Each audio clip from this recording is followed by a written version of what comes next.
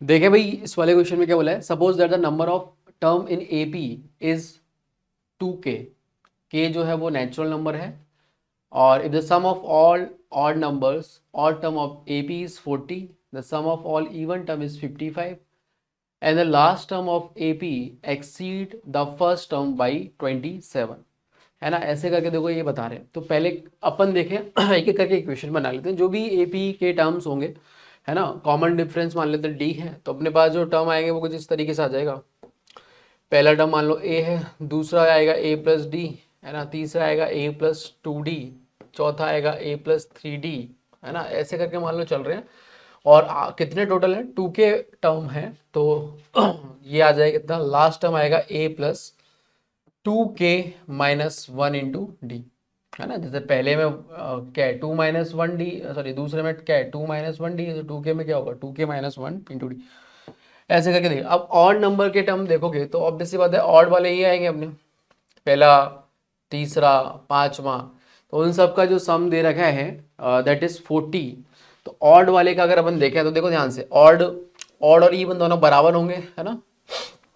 के ऑड होंगे, के इवन होंगे, तो number of term k/2 into first term अपना कितना आएगा, ऑफकोर्स 2 इंटू ए प्लस n-1, मतलब नंबर ऑफ टर्म कितने हैं ऑफकोर्स k-1 इंटू डी। अब ध्यान से रहे, अब जो ये वाला टर्म ले रहे हो ना आप ऑड वाले, इस ये भी तो एपी में होंगे, बट इनका आप कॉमन डिफरेंस जो होगा वो 2d चलेगा। ये ध्यान रहे, डी लिख के गड़बड़ ना कर देना, यहाँ पे 2d आएगा। दिस इज इक्वल टू कितना दे रखा है आपको, 40 दे रखा है। मेरे ख्याल से इसमें कोई इशू होगा नहीं, क्योंकि जो एपी आ रही ना ऑड वाली वो भी होगी, बट 2d डिफरेंस से चलेगा वो, है ना।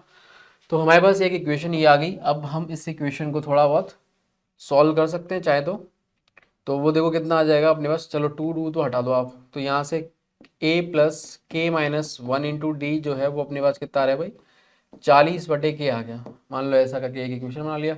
ऐसे ही दूसरी इक्वेशन अपन बोलो ऑड वाला तो हो गया, इवन वाले का 55 दे रखा है, तो इवन वाले का भी देखोगे तो k/2, नंबर ऑफ टर्म कितने हो गए k/2, फर्स्ट टर्म कितना आ जाएगा, देखो इवन का पहला टर्म ये बनेगा, फर्स्ट टर्म आएगा 2a प्लस 2d, है ना, प्लस n-1, मतलब वही k-1 इंटू अगेन इसमें भी क्या होगा 2d कॉमन डिफरेंस चलेगा, दिस इज इक्वल टू 55।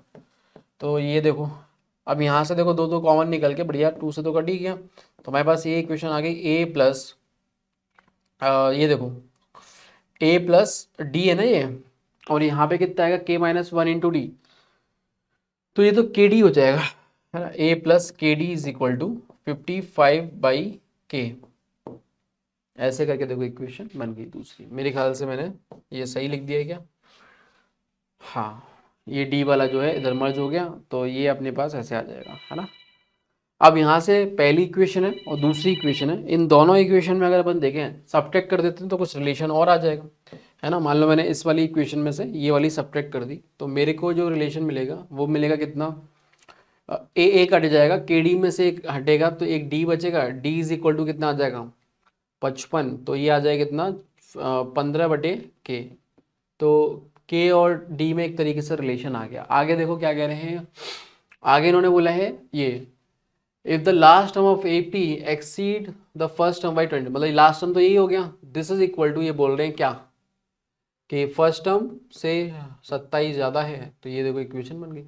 यहाँ से देखो ए तो कट गया, तो यहाँ से अपने पास डी इज इक्वल टू जो आ रहा है वो देखो कितना आ गया, वो भी यहाँ पे उठा के रख दो, 27/2k-1।